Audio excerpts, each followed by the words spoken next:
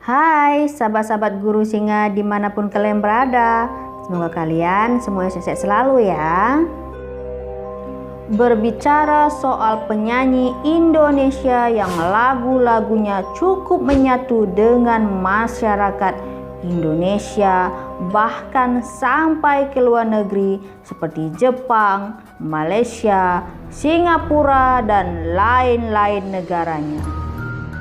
Lagu-lagunya disukai oleh usia muda sampai orang tua.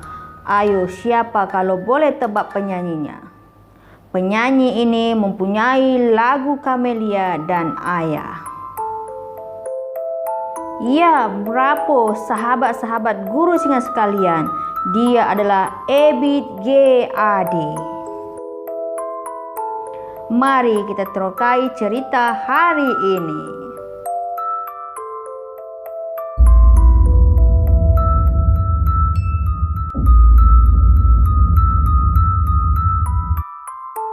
Abid Gopar bin Abu Ja'far atau lebih dikenali dengan nama Ebit G. Ade lahir di Wanadadi, Banjarnegara, Jawa Tengah pada 21 April 1954. Sekarang umurnya 66 tahun. Adalah seorang penyanyi dan penulis lagu berwarga negara Indonesia. Ebit dikenal dengan lagu-lagunya yang bertemakan alam dan duka derita kelompok tersisih. Lewat lagu-lagunya yang bergenre folk, pop, country, dan soft rock, serta dikemas dalam format balada. Pada awal karirnya, ia memotret suasana kehidupan Indonesia pada akhir tahun 1970-an hingga sekarang. Tema lagunya beragam, tidak hanya tentang cinta, tetapi ada juga lagu-lagu bertemakan alam, sosial politik, bencana, religius, keluarga, dan lain-lain. Sentuhan musiknya sangat mendorong pembaruan pada dunia musik pop Indonesia. Semua lagu ditulisnya sendiri. Ia tidak pernah menyanyikan lagu yang diciptakan orang lain, kecuali lagu Surat dari Desa yang ditulis oleh Oding Arnaldi dan Mengarungi Kebenaran Tuhan yang ditulis bersama dengan Presiden Susilo Bambang Yudhoyono. Nama Ebit G. Ade sendiri diambil dari pengalamannya saat kursus bahasa Inggris. Sang guru yang merupakan orang asing kesulitan memanggilnya Abid Gopar dengan logat bulenya. Abid selalu dipanggil Ebit karena dalam bahasa Inggris A dipanggil E. Bermulanya karir Ebit pertama kali belajar gitar dari kakaknya Ahmad Mukodam, lalu belajar gitar di Yogyakarta dengan Kus Bini. Semula ia hanya menyanyi dengan menggelar pentas seni di Seni Sono, Patang Puluhan, Wirobrajo, Yogyakarta, dan juga di Jawa Tengah. Ebit memusikalisasikan puisi-puisi karya Emily Dickinson Nobody dan mendapat tanggapan positif dari peminatnya. Walaupun begitu, ia masih menganggap kegiatannya ini sebagai hobi belaka. Namun, atas dorongan para sahabat dekatnya dari PSK, Persada Studio Club yang didirikan oleh Umbu Landu Paranggi dan juga temannya satu kos, akhirnya Ebit bersedia juga maju ke dunia balantika musik Nusantara. Setelah berkali-kali ditolak di berbagai label rekaman, akhirnya ia diterima di Jackson Recording pada tahun 1979. Inilah titik awal karir seorang Ebit G. Ade. Pada mulanya Ebit enggan meninggalkan pondoknya yang tidak jauh dari pondok keraton. Maka fakta telah menunjukkan jalan lurus baginya ke Jakarta. Ia melalui rekaman demi rekaman dengan sukses. Sempat juga ia melakukan rekaman di Filipina untuk mencapai hasil yang lebih baik, yakni album Camellia 3. Akan tetapi, Ebit menolak merekam lagu-lagunya dalam bahasa Jepang ketika ia mendapat kesempatan tampil di depan publik negara Jepang. Sungguh berjiwa nasionalisme dan patriotnya yang tegar.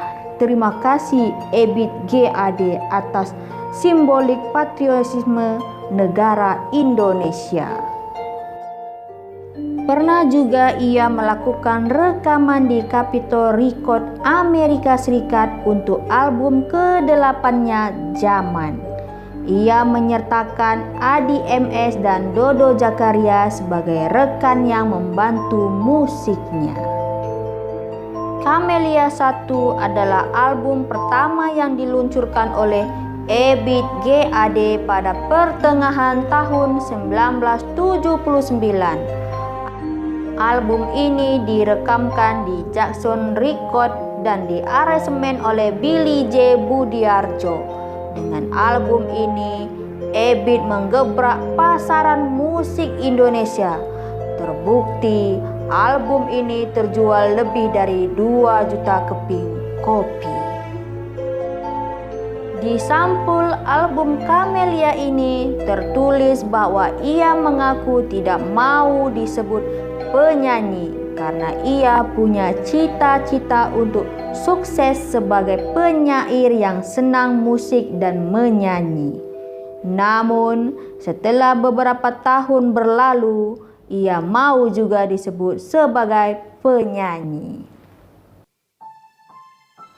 Fakta, lagu Camellia ini merupakan salah satu lagu dalam album ini, tidak seperti yang banyak orang sangkakan.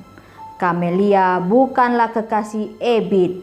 Ia hanya gadis hayalan Ebit yang tercipta dari kesulitan hidupnya di kota Yogyakarta. Selain itu, ada pula lagu Jakarta 1. Lagu ini diilhami dari pengalaman Ebit sebelum masuk dapur rekaman. Saat Ebit datang ke Jakarta untuk bekerja sambil kuliah, namun ternyata gagal.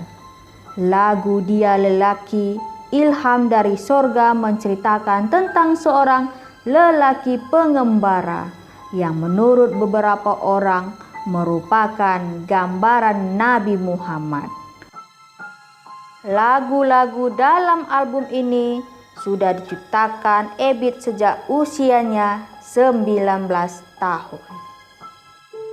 Namun, suatu ketika dahulu, ramai peminat lagu Camellia yang berada di luar negeri, khususnya di Singapura dan Malaysia, mengira lagu berjudul Camellia ini berasal dari kumpulan band dari Singapura bernama Sweet Charity dengan vokalis Ramli Sarip.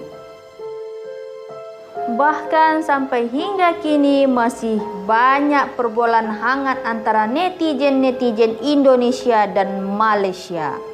Dalam situasi ini, netizen Indonesia mempertahankan bahwa lagu Camellia adalah lagu ciptaan Ebit GAD asal Indonesia.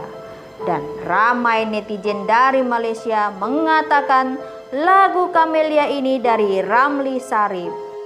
Sebenarnya Sweet Charity dan Ramli Sarip mengubah atau mengaransemen ulang lagu Camellia menjadi pop rich versi band Sweet Charity atas izin pemilik asal lagu yaitu Ebit GAD. Di sini saya ceritakan sedikit cerita siapakah band Sweet Charity dan siapakah Datuk Ramli bin Sarip ini. Datuk Ramli bin Sarip lahir 15 Oktober 1952, merupakan bekas ahli kumpulan Sweet Charity dan kini lebih terkenal sebagai seorang pengubah lagu dan penulis lirik. Ia dikenali peminatnya sebagai Papa Rock di Malaysia. Dia telah menghasilkan 9 album bersama kumpulan Sweet Charity dan kemudiannya 8 album secara solo. Sweet Charity dibentuk pada tahun 1969, kumpulan rock Melayu yang berpangkalan di Singapura. Sweet Charity mempunyai Ramli Sarip sebagai vokalis utama sehingga meninggalkan kumpulan ini pada tahun 1986. Sweet Charity dilaporkan begitu berjaya pada tahun 1970-an hingga tahun 1980-an. Bahkan mereka menyalakan letupan rock di Singapura dan Malaysia pada tahun itu. Ramli Sarip membintangi film Kembara Seniman Jalanan. Untuk beberapa waktu yang lalu, Ramli telah ditandatangani bawah Warma Musik. Ramli diberikan penghargaan sebagai penyanyi rock Melayu pertama mengadakan 2 konser solo di Istana Budaya di Kuala Lumpur. Ia telah dianugerahkan kecemerlangan Kompas Artistik pada tahun 1998, Television Hari Raya Puasa Khas 1990 bersama Ramli Sarip, di mana Ramli menjadi pembawa acara, telah dikeluarkan pada hari pertama musim itu.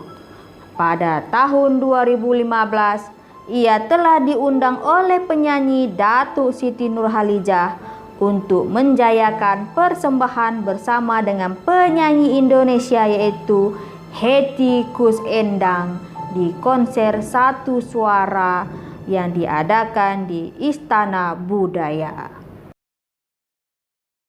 Melalui musik, Ebit GAD telah mampu mempersatukan kedamaian netizen-netizen 3 negara, yaitu lagu asal Indonesia dengan penyanyi band Singapura dan peminat dari Malaysia. Camelia, sungguh harmoni jika semua dipikirkan dengan nilai-nilai positif. Akan tetapi masih ramai netizen-netizen yang menjadi batu api, memicu pergaduhan di media sosial atau secara alam maya. Sesungguhnya cara kita berpikir seharusnya lebih terbuka. Netizen-netizen harus berpikiran rasional dan bertanya kepada diri sendiri, kenapa segelintir netizen Indonesia membenci netizen Malaysia, bahkan sebaliknya juga begitu. Bukankah lebih indah dan harmoni apabila kita saling menyayangi dan hidup rukun dan damai karena kita adalah serumpun? Mari kita hidup berdampingan dengan hati yang tenang dan tidak ada rasa dendam dan amarah. Hidup Indonesiaku. Terima kasih Ebit GAD atas segala karya-karyamu yang menjadi kebanggaan Indonesia di dalam ataupun di luar negara.